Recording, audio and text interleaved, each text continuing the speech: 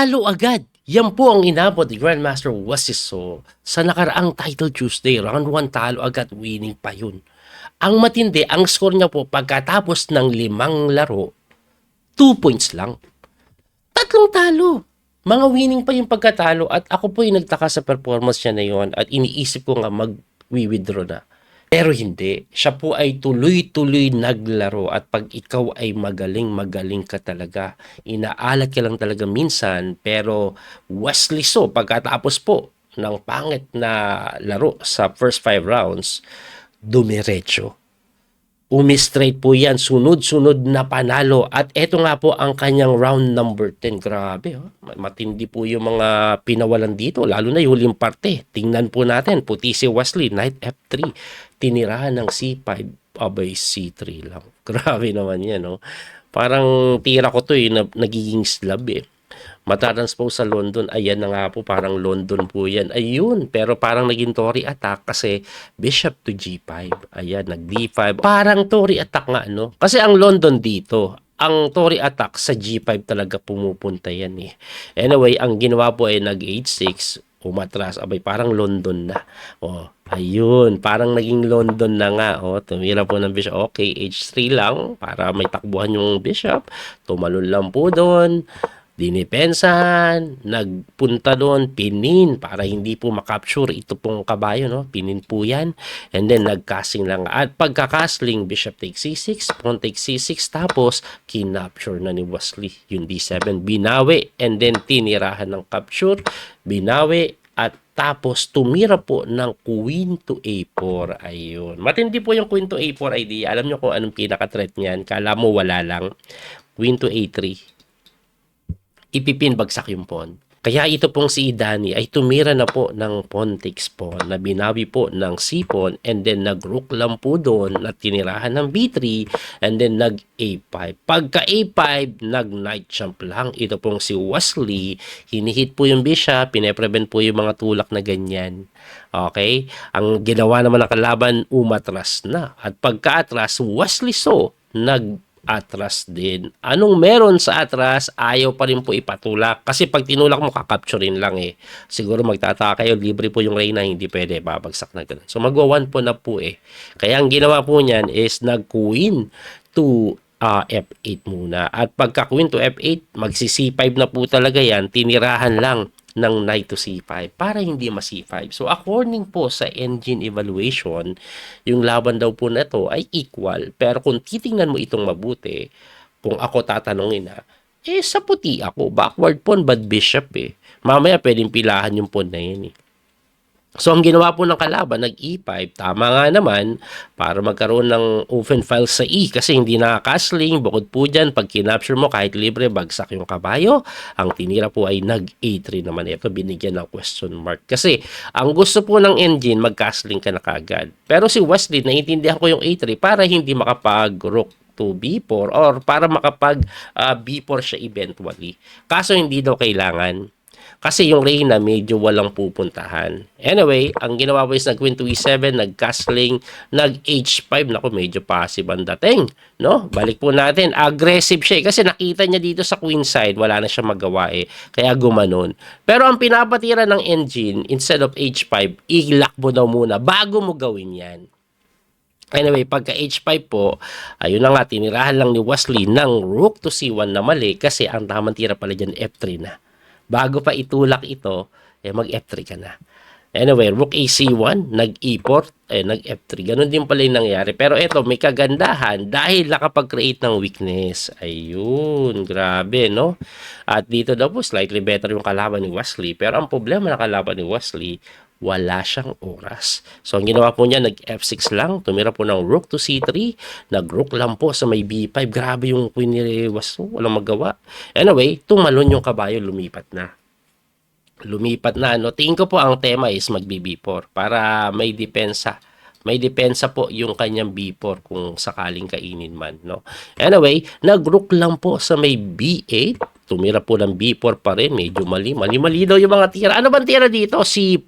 Pusang gala. Ganda ng C5 nga naman. Mabubuhay yung bishop. Yung rook to B8, hindi daw ganun kaganda. Pero lamang pa rin daw ang itim, ha? Nasilagot ni Wesley ng B4. Ayan, B4, ayaw ng engine. Gusto niya bumalik ka lang daw. Pero ako naiintindihan ko yung B4 eh. Paano makagalaw yung Reyna kung hindi ka magbi-B4? Kaya B4, tapos nag-bishop to G6 na mali na naman. Abay, sunod-sunod na yung mali na kalaban kasi 34 seconds na lang siya. Si Wesley, mabilis tumira, almost 2 minutes pa. So, ang tamang tira daw po dito talaga C5. Ganda daw talaga ng C5. Kasi pag kinapture mo, check eh. Ayun, no? Hindi nakita ng kalaban, tumira doon, tumalon yung kabayo, hitting the knight or the bishop, tumakbo, and then tumakbo lang yung tore, kinapture, takes, mukhang libre yung pawn, pero may bawi dito. At ang ginawa nga is kinapture eh, na mali, wala na kasing time eh. Ang tamang tira, H4 daw. Bakit? Kasi pagka takes, ang kakainin yung H5. Tapos nakabinbim pa to. Tapos 25 seconds na lang siya. So nag-rook to C4, ang ganda no. Pag kinapture mo, magkakaroon ng pass pawn. Syempre may wasi-wasli, chumek, umangat, inatake yung kabayo, umatras, tumakbo doon, ayun, nag-check, ganon.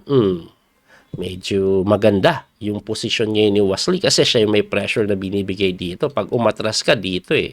Pag dito ka naman, dito. Grabe, no? Kaya pabalik-balik yan. O, pabalik-balik. Wesley, tatabla ba? Hindi. O, nagbago ng tire. Nag-rook doon. Bakit? Para gaganito po siguro yan. Dodoblehin sa 7th rank. Ayan, no? Bumalik yung tore. Gumanon. And then umatras. Aba, mali pa daw yung atras eh. Ang tamang atras daw dito para dito. Pero naiintindihan ko to eh kasi may ganun. Baka maka-counter. Ayaw ni Wesley kaya dito siya umatras. Ang idea naman nito dito. Ayun. Anyway, gumanon. Pumasok yung tore hitting the bishop. Kinain lang may counter kasi sa kabayo pero tumalon lang po yan. O, saan pa rin ito pupunta? Pumunta doon. Abay, mukhang magandang bagay ba yan? Abay, may rook dito, capture di ba? Pero Wesley, so, ba't ko kailangan gawin yan? Kung pwede namang matihin na lang. Pusang gala, nag-knight to F5 pa. At pagka knight to F5, that's hitting the rook, guys, Ngayon, hindi mo makapture kasi pag kinapture mo, mati ka. May idea din po dito, check, tapos may mati talaga sa H8. So, ganun ang mangyayari. Nag-rook to E2, pero wala, nag-resign na dyan eh. Ano bang gagawin? Rook to G7. O, pagpunta mo dito, sa kainin siguro to. Ito mas madaling mate kasi may knight nakatulong. Anyway, panalo si Wesley doon. At last round niya pa, isa pong streamer yung nakalaban niya. Host po ito ng chess.com sa mga torneo, si Aman Hambleton. Kilala po ito sa Chess Bra na YouTube or Twitch channel. Live streamer, kasama po yan ni Hansen Eric from Canada. Anyway, itim dito si Wesley So. Ang tinira po ay London. Kilala yan si Aman talaga, malakas sa London. Pero tingnan nyo yung anti-London ni Wesley. Early C5, no? O, Queen to B6, talagang guguluhin yung setup at ayan na nga po, napunta po dito sa medyo magulong linya na kung saan binibigay yung pawn pero hindi kinapture ni Wesley. Tinirahan po yan ng D6. Ngayon, I just want to show you guys bakit po hindi kinakapture ito. Google po kasi ang buhay-buhay, may knight to B5. This is actually playable for both side. Ang problema sa sobrang gulo, ang hirap laruin. Like for example, inaatake ito. Paano mo didepensahan? Ang pinaka-best move ito eh. Defending while threatening the bishop. Kaso may tira pong rook B1 eh. Ayan o. At kung gusto ng tabla, ayan, tabla na. Siyempre, Wesley So gusto magpilit niyan. Diba? Kaya hindi niya po tinix yan. Ang ginawa is nag-D6 lang. Pagka D6, nag-A3 naman. Ayan, talagang ayaw nang ipatikim. Kasi once you capture, knight to A4, trap na po ang iyong reyna. Kaya ang ginawa po niyan is nag-G6 na lang. Bishop to G5, medyo interesting na approach kasi ako magdi-develop lang eh. Pero ito, inatake agad. Bakit po? Kasi nga po, ang gusto niyang gawin is kainin, tatalon dito. Kaya dinipensahan ng kabayo, nag-pin, napakaganda ng pin. Napilitan mag-A6 para atakihin yung pin, pero kinapture lang po yung kabayo dun muna. Siyempre, binawi mo. And then, nag-knight to D5. Ang ganda at napilitan bumalik yan. Pagkabalik, umatras din. Nag-bishop to G7, nag-bishop to F3, and then nagpalit-palit lang si Wesley. According po sa engine evaluation, Okay daw po ang position dito ng white Anyway, nag C3 lang yan, nag castling, and then knight lang po sa may E2, kinapture, takes, and then queen to B6, bumalik. Inatake yung pawn. This time, pwede nang kainin, kaya dinipensahan. Pagka-depensa, pinalit ni Wesley, and then bishop to E6, napakagandang tira niyan. Ang pinaka-idea niya po is, pag kinapture, which is ginawa, babawiin mo, na heal yung pawn structure. So, mag-ending sila, knight versus bishop yan. Ganun mangyayari. So, ang ginawa po, kinapture yung pawn, binawi, and then nag-castling lang. Pagka-castling, of course, open file, kinapture takes, and then nag-C4. Ang ganda ng C4 tingnan sa unang tingin. Sa kadailanan na ang bishop po kasi nasa itim, ilagay mo yung mga piyesa mo sa putik. Ganito po kasi mangyayari dyan. Pag napunta yung lahat ng pawn ni Wesley sa itim, tapos napalit yung tore, lamang yung knight sa endgame kasi bad bishop. Pero Wesley So, nag-F5 po agad dito. At pagka F5, ayun, ang B3 idea, talagang ilalagay niya po sa puti lahat ng pawn. Ganun yan Pag ganyan kalaban mo, bishop, ilalagay mo opposite to the color of the bishop yung pawn mo. Kaso, Wesley So, abay may nakitang napakagandang tira, James. Ito po yung boom. Grabe. Napakagandang bishop B2, sacrificing the bishop. Hindi ma-endgame with knight and bishop. Ang mangyayari, pagka-capture mo, check, capture, ayan, lakas ng tore. Ganun ang mangyayari. At si Aman, thinking na I think that's already losing, mamamatay ako dahan-dahan doon, though, yun po ang number 1 engine move according sa engine para medyo close to equal pa. Mas pinili niya na sige, mag-endgame tayo with knight and bishop kahit 1 pawn down. Kasi mukhang good naman yung aking knight dyan dahil bad bishop ka. Pero 1 pawn down is 1 pawn down. Tingnan nyo nangyari. Depensa. Pasok. Okay. Tamang kunat lang si West. Okay. Slowly will improve the position. Ayan. Nagtutulak. Okay, dumipensa, tulak ulit. Okay. Napupunta sa itim yung pawn ni Wesley, pero yung knight po kasi walang halos mapuntahan. At ayan na nga po, dahan-dahan po yan.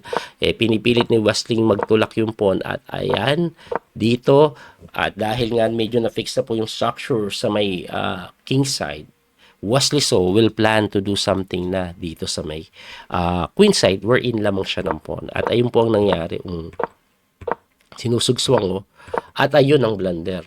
Sobrang malaking blunder yon. Ang tamang tira dito na D3 pabalik-balik Pero pagkatira po kasi nito, blunder po yan dahil ayan, wala nang mabalikan yung kabayo. Tandaan, pag napalit po yung kabayo, automatic panalo ang itim dahil 1 pawn up.